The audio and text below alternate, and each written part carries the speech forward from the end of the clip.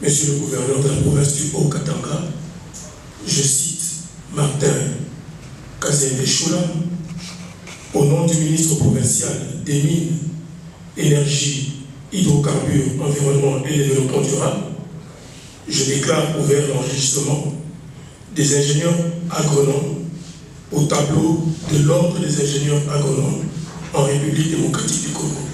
Je vous remercie. Ce fait, l'Ordre national des ingénieurs agronomes du Congo, au travers sa section du Haut-Katanga, a lancé vendredi 7 novembre 2025 dans la salle Monseigneur Mozi Roy l'inscription des ingénieurs agronomes au tableau de l'Ordre national des ingénieurs agronomes. Cette opération concerne exclusivement les ingénieurs agronomes A0, A1, A2 et A3. Au cours du lancement officiel des inscriptions, Gulan Kabumba Kayembe, président provincial de l'Ordre national des ingénieurs agronomes du Haut-Katanga, est revenu sur le bien fondé de cette initiative avant de rappeler un bref historique de cette structure. Cet événement constitue un aboutissement d'une démarche collective, entreprise et à très belle lurette s'appuyant sur le sens élevé de l'engagement, de la détermination et des sacrifices consentis par la République, la province, ainsi que par les professionnels dont le souci majeur est de relever le défi de la revanche du sol sur le sous-sol, dont la révolution agricole agressive dans un contexte de changement, mutation climatique. De son côté, l'inspecteur provincial de l'agriculture et sécurité alimentaire salue cette initiative. Ces chevronnés de l'agriculture espèrent, avec cette structure, décourager les personnes qui s'autoproclament ingénieurs agronomes sans titre ni qualité et qui font la honte de leur métier.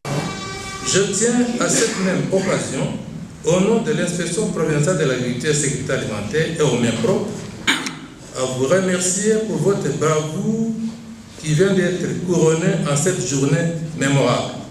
En effet, l'inscription des ingénieurs agronomes au tableau de l'Ordre national des ingénieurs agronomes revêt une importance fondamentale en raison notamment de la reconnaissance professionnelle de ces corps d'élite, la régulation et l'organisation de la profession, la valorisation de la profession, la responsabilité sociale et l'accès aux avantages et protections légales. L'inspection provinciale de l'agriculture et sécurité alimentaire est très fière d'avoir cette structure qui va désormais l'accompagner dans ses multiples initiatives de régulation des secteurs sur toute l'étendue de notre province. Notre porte vous est grandement ouverte. Je vous souhaite plein succès. Merci.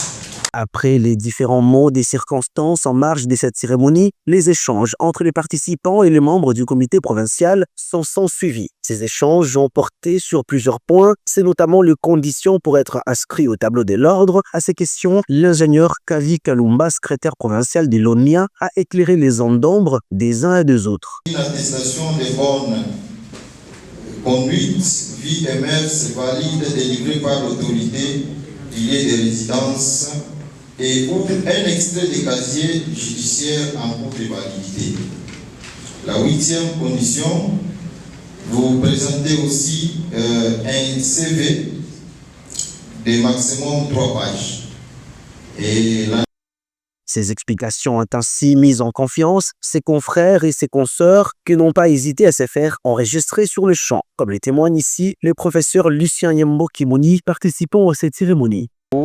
Je suis très content. Content pourquoi? Parce qu'il s'agit d'un aboutissement d'un long processus. Vous savez que plusieurs personnes ont eu à travailler pour que les ingénieurs agronomes puissent s'organiser au niveau d'un ordre. Aujourd'hui, c'est chose faite. Donc c'est avec beaucoup de joie que j'ai participé à ce lancement officiel des inscriptions à l'ordre des ingénieurs agronomes. Pour moi, comme je l'ai dit, c'est un aboutissement. Par ailleurs, le participant à cette cérémonie se sent honoré de la création de l'Ordre national des ingénieurs agronomes. On voudrait par cette occasion, n'est-ce pas, que certaines responsabilités, n'est-ce pas, même au niveau de l'État et au niveau privé, soient verrouillées. Regardez un peu la profession des médecins. Le ministère de la santé, c'est seulement occupé par les médecins. On voudrait vraiment, donc ce n'est pas une obligation, ce n'est pas une imposition, mais c'est un souhait que le ministère de l'Agriculture, par exemple, aussi bien au niveau provincial qu'au niveau national, soit occupé par un ingénieur agronome. Peu importe les calculs politiciens qui peuvent se passer, mais dans chaque parti politique, qu'ils nous choisissent un agronome attitré pour représenter le ministère. Et il en sera ainsi pour tous les ingénieurs agronomes. Vous voyez, le professeur Lucien Kimouni a beaucoup insisté, chaque fois qu'il passe dans des messages, il insiste sur le fait qu'une ferme ne peut être gérée par un ingénieur agronome. Madame Lydiane Nabani, présidente de la coopérative agricole et l'élevage Copagel, encourage la création de cette initiative. D'abord, nous disons félicitations au comité d'avoir pensé à ceci. Nous, en tant que coopérative agricole et d'élevage, c'est un honneur et c'est une belle occasion pour nous. Une belle occasion pour nous parce que nous savons rien n'évolue si n'est pas structuré ou organisé. Même si aujourd'hui coopérative est forte, c'est parce qu'elle est organisée, elle est structurée. Et le comité qui vient encore d'appeler d'autres agronomes pour leur structuration, identification et autres, pour nous ça constitue un appui essentiel dans notre secteur agricole. Plusieurs autres réactions soutiennent l'ONIA pour restaurer le respect du métier des ingénieurs agronomes foulés aux pieds par du profane. C'est ce que croit fermement le professeur Antoine Kalinga Lubobo, chef du département de la production végétale à la faculté des sciences agronomiques de l'université de Lubumbashi et directeur du laboratoire biofortification, défense et valorisation des cultures. Comme vous le savez, c'est une grande joie pour nous d'être présent à cette cérémonie de lancement, d'enregistrement des ingénieurs agronomes. C'est nous qui formons les ingénieurs agronomes. Quelle joie de nous sentir être honorés aujourd'hui parce que là nous avons les ingénieurs agronomes qui viennent maintenant de créer une structure d'encadrement. C'est ainsi que nous avons été aussi les premiers à adhérer. J'avais même dit, si on devrait suivre l'ordre alphabétique, je serais les premiers à m'enregistrer. Mais qu'à cela ne tienne, j'ai fait l'essentiel.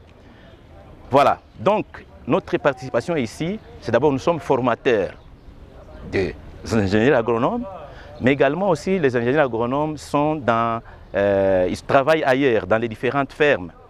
Il y a eu des plaintes que nous recevons de plusieurs personnes qui se plaignent, les ingénieurs agronomes, non.